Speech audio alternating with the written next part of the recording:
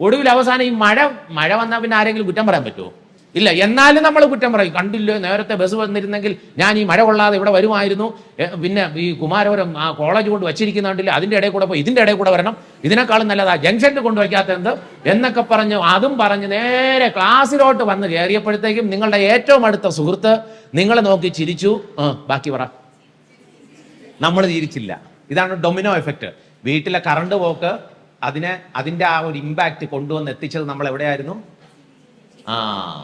നമ്മുടെ അപ്പൊ കൂട്ടുകാർ ചിന്തിക്കും, എന്നെ ഇന്നലെ കണ്ടപ്പോ ടാറ്റയൊക്കെ പറഞ്ഞ് രാത്രി ഗുഡ് നൈറ്റ് വിട്ട പാർട്ടി ഇന്ന് രാവിലെ മൊബൈലിൽ ഒരു ഗുഡ് നൈറ്റ് പോലും വന്നില്ല. ഗുഡ് നൈറ്റ് വരാത്തതിന്റെ കാരണം എന്നുള്ളത് മൊബൈൽ ഫുൾ അങ്ങ് ഡ്രൈ ഔട്ടായി പോയി, അതുകൊണ്ട് കറണ്ട് ഇല്ല.